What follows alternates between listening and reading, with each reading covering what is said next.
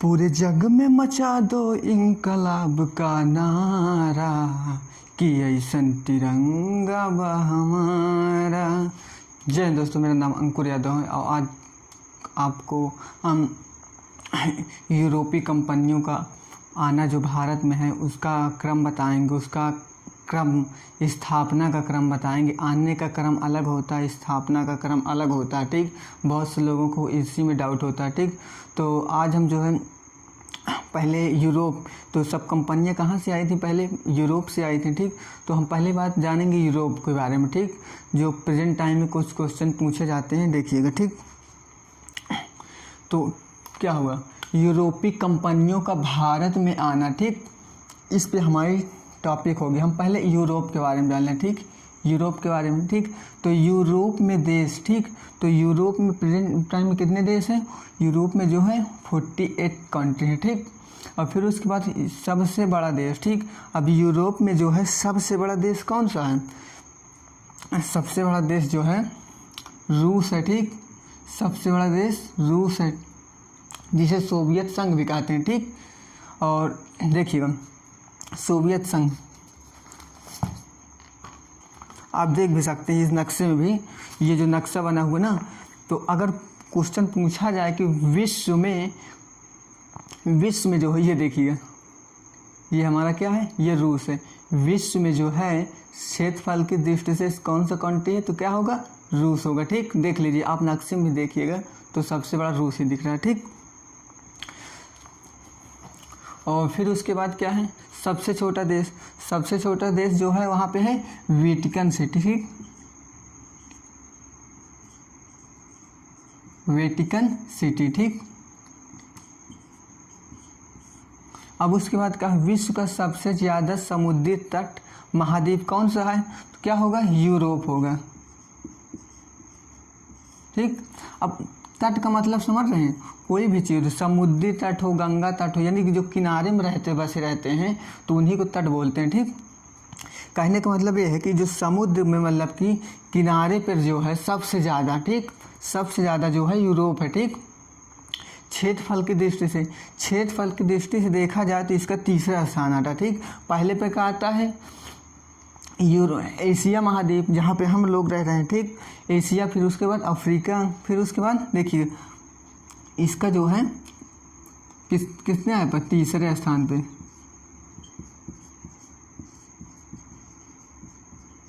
ठीक।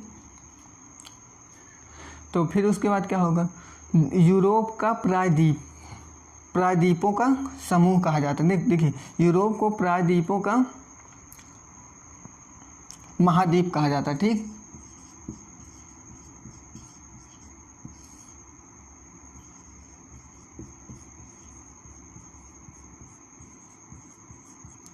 समझ रहे हो, ठीक। तो यूरोपों को प्रायद्वीपों का महाद्वीप कहा जाता है, यानी कि प्रायद्वीपों का महाद्वीप इसलिए कहा जाता है क्योंकि यूरोप जो है ना पानी, मतलब कि तीन तरफ से पानी से घिरा हुआ है, ठीक। तो प्रायद्वीप क्या है हम समझ रहे हैं, ठीक।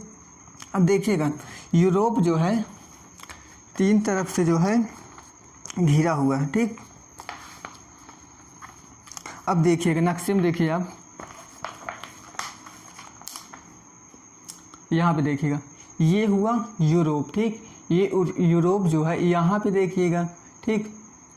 ये जो है इधर भी समुद्र पड़ रहा है, इसके इधर भी समुद्र पड़ रहा है, इसके इधर भी समुद्र पड़ रहा है, ठीक। तो क्या होगा, ये जो है तीन तरफ से घिरा हुआ है, तो इसे क्या बोलेंगे, प्रायद्वीप है, ठीक। जो चीज़ें तीन तरफ से घिरी हुई तो उसे प्रायद्वीप बोलेंगे, ठीक। यानी कि मान के चलिए क्या हुआ, यूरोप, ठीक, ये यूरोप हुआ, ठीक। उसके बाद ये एशिया हुआ,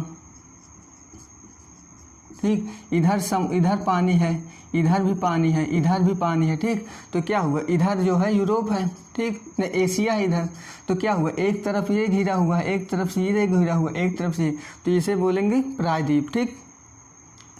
तो अब देखिएगा नोट, इस पर कोई भी मरुस्थल नहीं है, ठीक। अब देखिए मरुस्थल का मतलब क्या होता है, मरुस्थल को हम समझ लेते हैं, मरुस्थल किसे बोलते हैं, ठीक। तो मरुस्थल उसे बोलते हैं जहाँ पे रेगिस्तान हो और पानी यानी कि बारिश न हो, ठीक। मैं कभी थोड़ा बहुत हो नाम मात्र का, लेकिन बारिश वहाँ पे नहीं होना चाहिए, ठीक। तो उसी को हम बोलते हैं मरुस्थल, ठीक। और रेगिस्तान होना चाहिए, ठीक।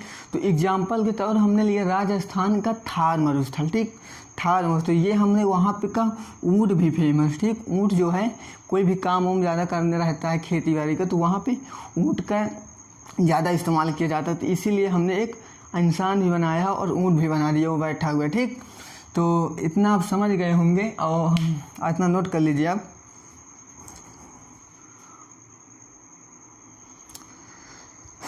देखिए दोस्तों, एक पॉइंट हमारा और है, ठीक। यूरोप एशिया से रिलेटेड, ठीक। तो एशिया का और यूरोप से विभाजन, ठीक, यानी कि विभाजन का मतलब कि उसको मतलब कि कौन सा मतलब अलग कर रहा है, ठीक, वही चीज़ बता रहे हैं, ठीक। तो देखिएगा, पहला चीज़ क्या है, यूराल नदी है, ठीक, यूराल नदी, ठीक। फिर उसके बाद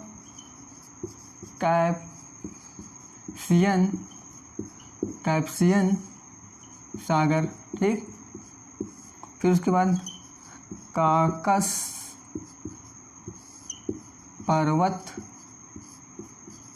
श्रृंखला, ठीक। फिर उसके बाद जो है काला पानी, काला सागर,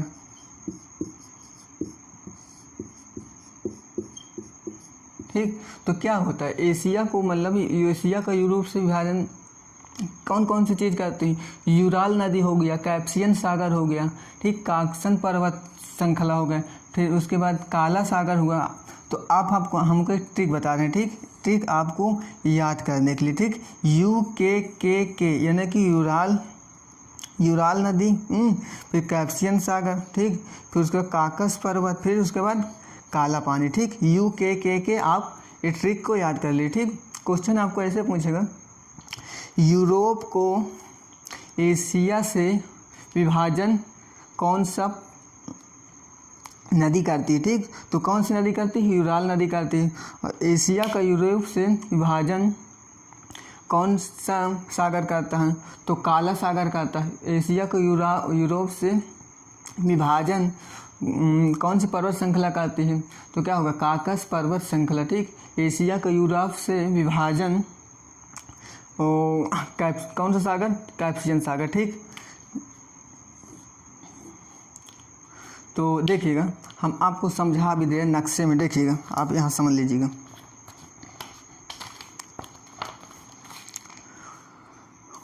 ये देखिए, ये हमारा भारत यहाँ पे है, ये भारत हुआ, ठीक। ये चीन हुआ, ये रूस हुआ, ठीक। ये इधर जो है इसके इधर देखिएगा, ये हमारा क्या होगा, ये यूरोप हो गया, यूरोप के बाद चल रही ना। और फिर उसके बाद जो है देखिएगा,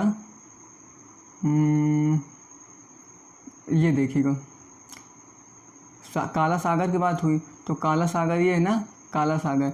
और ये हमारा ये क्या है, ये सब ये एशिया है, एशिया महाद्वीप, ठीक। और फिर उसके बाद ये देखिए कैप्सियन सागर है, ये भी विभाजित कर रहा है।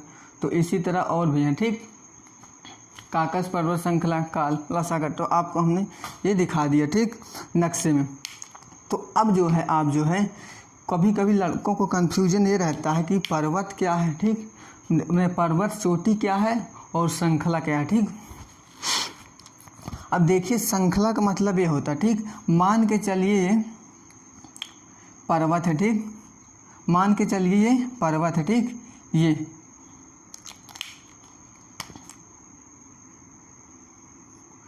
मान के चलिए ये पर्वत है, ठीक। तो ये मतलब कि ये क्या हुई, यानी कि ऐसे ऐसे ऐसे ऐसे जो चलती है उसे क्या बोलेंगे, वो श्रृंखला हो गई, ठीक। यानी कि श्रृंखला का मतलब कि जो ऐसे ऐसे ऐसे ऐसे ऐसे ऐसे चले उसी को हम क्या बोलेंगे, श्रृंखला बोलेंगे, ठीक।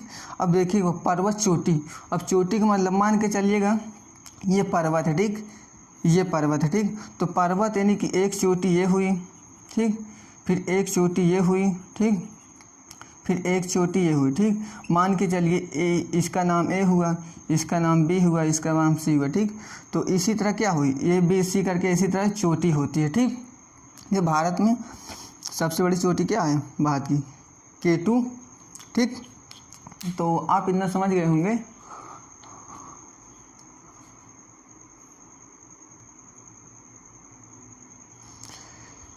देखिए दोस्तों, अब हमारा नेक्स्ट क्या हुआ, देखिए यूरोपीय कंपनियों का आने का क्रम, ठीक, कुछ चीज़ें हैं हम आपको बता दें, ठीक। देखिएगा, पहले जो भारत में आया है, पहले आए थे पुर्तगाली लोग, ठीक, पुर्तगाली लोग, यानी कि पुर्तगाली लोग से, यानी कि वहाँ से कौन आया था पुर्तगाल से सबसे पहले भारत, वास्को डी गामा। हाँ, वास्को डी गामा कहेगा कि भारत की खोज कौन किया था, तो वास्को डी गामा ने किया था, यानी कि खोज, यानी कहने का मतलब कि वो भारत आया था, ठीक। ये नहीं कि भारत कहीं खो गया था, कहीं गुम था, ठीक, उसको वास्को डी गामा खोजा है, ठीक, ये नहीं, ठीक, मतलब कि कहने का मतलब ये कि भारत जो है वो आया था, ठीक, समुद्र मार्ग से, ठीक। और देखिएगा, समुद्र मार्ग से यानी कि आया था, ठीक, जिस समुद्र मार्ग से आया था, ठीक, अफ्रीका से होते हुए, ठीक, अफ्रीका से होते हुए ये भारत से, ठीक, ऐसे भारत से आया था, ठीक, समुद्र के मार्ग से आया था, ठीक। तो एक हमारे व्यापारी यानी कि यहाँ पे समुद्र है, ठीक, ऐसे, और एक हमारे भारत के जो व्यापारी थे, ठीक, वो, और देखिएगा उस आया था जो है, उसके साथ जो थे 4 जहाज़ें थी, ठीक। वास्को डी गामा जब भारत आया तो उसके साथ 4 जहाज़ें, ठीक। 4 जहाज़ों में से वो जो है 4 जहाज़ों में 100 और उसके साथ जो 170 आदमी थे और थे, ठीक। उसके साथ कितने आदमी थे, 170 आदमी थे, ठीक। और यहाँ पे आया, ठीक, मतलब कि पानी में, ठीक, जहाज़ से चल रहा, और जहाज़ हम आपको दिखा दें, मतलब कि कोई मतलब कि ज़्यादा टेक्निकल, मतलब कि आज जैसे चल रहे टेक्निकल लेवल से उस तरह जहाज़ नहीं थे, ठीक।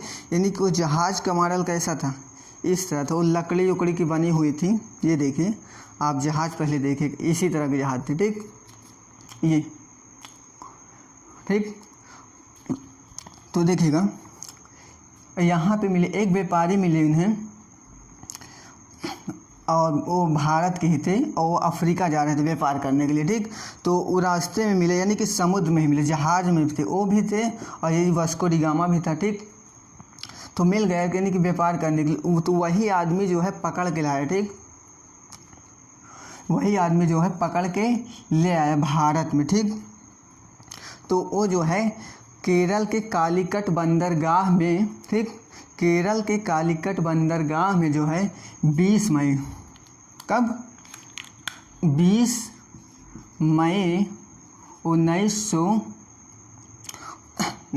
मई 1498 को भारत के कालीकट बंदरगाह में आया था। कालीकट बंदरगाह कहाँ पे था, केरल में था, ठीक। तो राजा जमशेद, ठीक, तो वहाँ के राजा जमशेद जी थे, सूचना दिया थे उन, फिर राजा जमशेद जी को यानी कि सेना लोगों ने सूचना दिया कि कोई हमारे यहाँ विदेशी आए, ठीक। और जो पहली बार आया जब कोई विदेशी, तो उसको मेहमान ही तरीके से यानी कि खूब देखा कि यहाँ क्या कैसे कौन आ गया विदेशी हमारे यहाँ, मार सब लोग मतलब कि सेनापति मतलब कि जितने लोग थे सब देखने के लिए उनको आ गए, ठीक। तो यहाँ मतलब भारत के आदमी लोग, तो सेना उनको, राजा जमशेद जी के सेना जी थे जो थे उनको संदेश दिया, ठीक, तो कि कोई विदेशी आए, ठीक। तो वो विदेशी आदमी जो था वास्को डी गामा था, ठीक। तो वास्को डी गामा को राजा जमशेद ने बुलाया, ठीक, बुलाया, बढ़िया बैठाया, नहलाया धुलाया, खाना वाना सब पिलाया बढ़िया मस्त, ठीक। तो उन्होंने बोला कि हम यहाँ पे आए हैं आपकी मतलब कि व्यापार व्यापार करने के लिए, ठीक। किसी कहा, राजा जमशेद से, ठीक। तो बोला ठीक है चलिए आप घूम टहल लीजिए, हमारे भारत में आए हैं तो कैसे क्या माहौल है, तो फिर आप व्यापार व्यापार करना फिर स्टार्ट कर दीजिएगा, ठीक। तो फिर उसके बाद जो है आया, फिर जो है फिर यहाँ से जो है वास्को डी गामा जो है यहाँ से कपड़ा ले गया, ठीक, सूती वस्त्र, ठीक, जिसे कॉटन इंग्लिश में कहते हैं, क्या कहते हैं, कॉटन, ठीक। सूती वस्त्र ले गया, ठीक, और मसाला ले गया हमारे यहाँ से भारत से, ठीक। तो ले गया वो पूरा, मतलब कि फिर यहाँ से मतलब भारत से फिर वापस लौट गया, ठीक, भारत से वापस लौट गया समुद्र के ही मार्ग से, ठीक। और जब वापस ले गया जितना मतलब कि यहाँ से सामान ले हो गया, जितना मतलब खर्चा आया, ठीक, लेबराई उबराई सब मिला जुड़ के उसको मतलब कि जहाज़ में लदवाने का, ठीक, मतलब क्या था, ये समुद्र में ऐसे तैर रहे थे, यानी कि यहाँ तक गई, समुद्र में ही रहेगा, ठीक। यानी कि यहाँ पे जितने वाले कि भारत में ये यहाँ जितने मतलब कि कपड़ा उपड़ा था, मतलब कि जितने लोग थे उन लोगों से कपड़ा उपड़ा ढुलवा करके यहाँ ले आए समुद्र के किनारे पे, ठीक। समुद्र के किनारे में लाए, ठीक। तो मजदूरी उजदूरी तो लगे गई, ठीक। तो फिर ले गए समुद्र के मार्ग से, अपने कहाँ ले गए, पुर्तगाल ले गए, ठीक। और जब पुर्तगाल ले गया तो उसने क्या देखा, पूरा खर्चा जो है निकाल दिया, ठीक। यानी कि उसको जो है पूरा खर्चा निकाल दिया। और जब पूरा खर्चा निकालने के बाद तब भी उसको जो है 16 गुना का मुनाफा हुआ। कितना गुने का, 16 गुने का, ठीक। क्वेश्चन पूछ सकता है, ठीक। यानी कि वास्को डी गामा जब आया भारत में, कपड़ा ले गया और मसाला ले गए, तो उसको पूरा खर्चा निकाल दिया जाए तो कितने गुना को उससे मुनाफा हुआ था, 60 गुना को उसे मुनाफा हुआ था, ठीक। तो इतना आप समझ गए होंगे। हम अब आपको इसको देखिए, एक चीज़ हम आपको और बता दें, ठीक। हेनरी नहीं,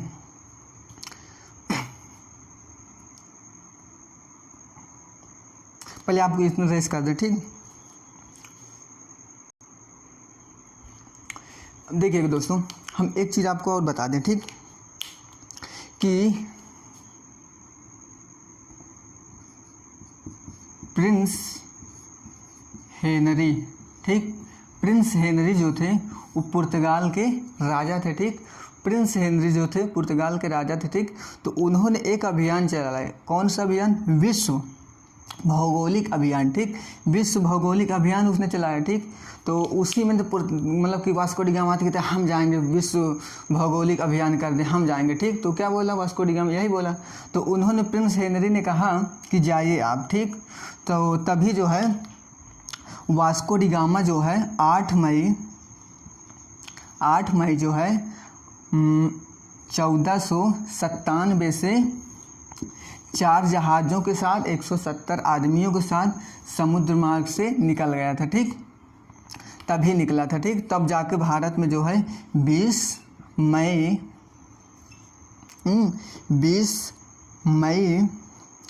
1498 को कालीकट बंदरगाह केरल में आया था, ठीक। तो इतना आपको हमने समझा दिया है, या कि एकदम बेसिक से। और देखिएगा, ठीक। यानी कि ये क्या था, यानी कि ये अफ्रीका और ये हमारा जो है भारत था, ठीक। यानी कि भारत, और जो वास्को डी गामा जिस रास्ते से आया था, ठीक, जिस रास्ते से आया था, ठीक। तो उस रास्ते को हम क्या कहेंगे, केप ऑफ गुड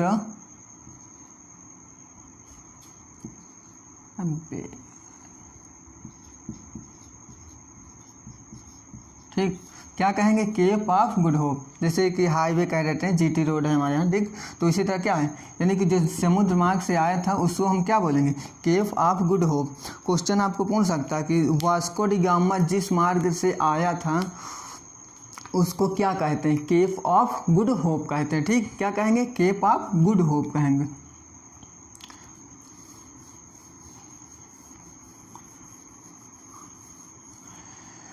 तो देखिएगा, पुर्तगाली आए थे, ठीक। पुर्तगाली कब आए थे,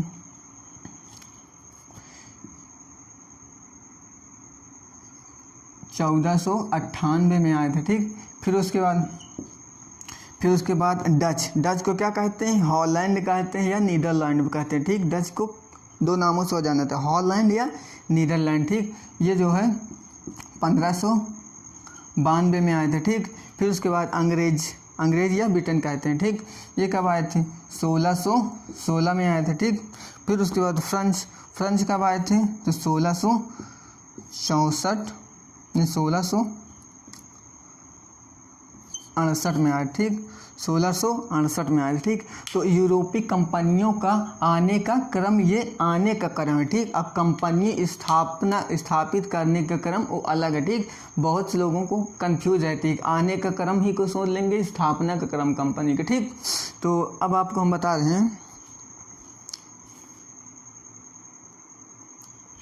यहाँ पे 68 नहीं होगा, 64 होगा, ठीक।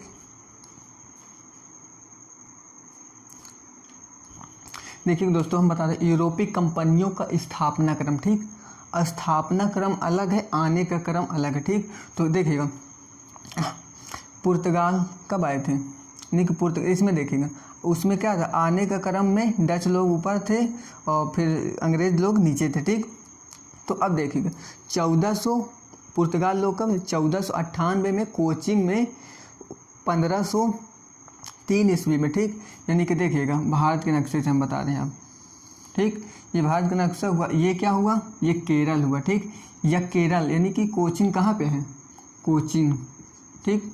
कोचिन केरल में जो है 1503 ईस्वी में अपनी कंपनी स्थापित कर दिए थे, ठीक। और फिर उसके बाद जो है अंग्रेज लोग जो थे 1600 में आए, फिर उसके बाद 1608 में सूरत में, ठीक। यानी कि सूरत कहाँ पे है, गुजरात में, ठीक। गुजरात सूरत कहाँ है, गुजरात में है। तो वहाँ पे जो है 1608 ईस्वी में कंपनी स्थापित कर रहे थे, ठीक। तो वो जो है एक मतलब राजा थे, राजा का नाम जहांगीर, ठीक। जहांगीर राजा थे, उन्होंने कहा हमारे महल के आसपास मतलब कि आप थोड़ा दूर और बनाइए, ठीक। तो उनमें थोड़ा विवाद हो गया था, ठीक। तो विवाद हो जाने के कारण जो है अंग्रेज लोग जो थे यहाँ से आ गए, शिफ्ट कर लिए यहाँ, कहाँ पे, आंध्र प्रदेश, ठीक।